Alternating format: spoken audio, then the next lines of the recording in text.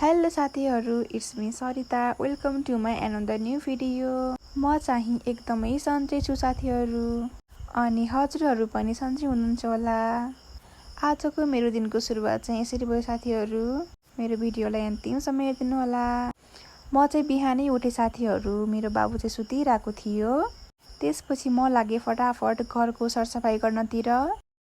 साथीहरू, मेरो कोठा चाहिँ जहिले पनि एकदमै मेसी भएको हुन्छ के।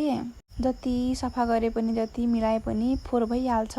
झन् केटाकेटी भएको घरमा त एकदमै फोहोर हुन्छ के साथीहरू। मैले कोठा पनि राम्रोसँग मिलाएँ साथीहरू, अनि घर पनि पुरै सरसफाइ गरिसकेँ। अनि एकछिनपछि मेरो बाबु पनि उठ्यो।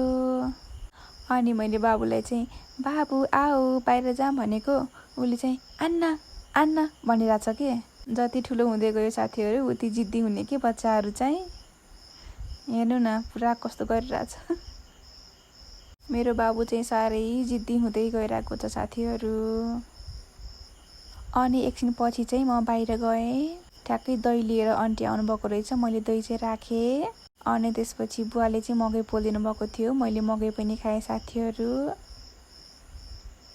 त्यसपछि हामी रेडी भएर आफ्नो बच्चालाई स्वर्णबिन्दु खुवाउन जाँदैछौँ साथीहरू। मेरो बाबु चाहिँ हेर्नु न पुरा हिँडिरहेछ कि एकदमै। उसलाई चाहिँ हिँड्न यस्तो मजा लाग्छ कि। हामी चाहिँ देउरानी जेठानी भएर आफ्नो बच्चालाई स्वर्णबिन्दु खुवाउन जाँदैछौँ साथीहरू। हामी चाहिँ पुगिसक्यौँ अहिले। खासै भिड चाहिँ थिएन। हामी जाने बित्तिकै पालो पनि आयो। सबै आफ्नो बच्चालाई बोकेर आउँदै हुनुहुन्थ्यो। हामी चाहिँ जाँदै थियौँ। त्यसपछि हामी लाग्यौँ आफ्नो घरतिर। घरमा आइसकेपछि चाहिँ एकदमै मिठो खाना पाकेको थियो साथीहरू। हामीले चाहिँ खाना खायौँ। खानामा चाहिँ मासु, गाफा, करेला, दाल पाकेको थियो साथीहरू। एकदमै मिठो थियो। त्यसपछि एकछिन दिउँसोको समयमा चाहिँ हामी बाहिर टिकटक बनाउन गयौँ साथीहरू। बाबुले र मैले टिकटक बनायौँ एकछिन। मलाई चाहिँ आफ्नो बच्चासँग भिडियो बनाउन एकदमै मनपर्छ साथीहरू। पछि हेर्ने हुन्छ नि त चिनो। त्यही भएर मैले चाहिँ भिडियो बनाइहाल्छु के साथीहरू, जहाँ गए पनि आफ्नो बाबुसँग। त्यसपछि लागेँ म बेलुकाको खाना बनाउनतिर। मैले चाहिँ मसला पिसी सिलौटोमा। मलाई चाहिँ सिलौटोमा मसला पिस्न एकदमै राम्रो लाग्छ साथीहरू। अनि भिडियो बनाउन पनि एकदमै मनपर्छ। सिलौटोमा पिसेको मसला चाहिँ एकदमै टेस्टी पनि हुन्छ के साथीहरू। त्यही भएर म चाहिँ सिलौटोमै पिस्छु सधैँभरि। मैले मसला पनि पिसिसकेँ साथीहरू।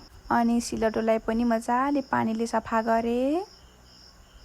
अनि मैले चाहिँ पहिले आलु काटेर पनि राखेको थिएँ।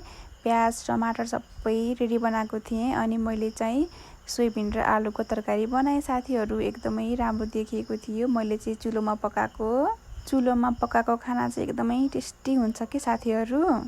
मैले चाहिँ खाना खाएँ ल साथीहरू। Thank you for watching.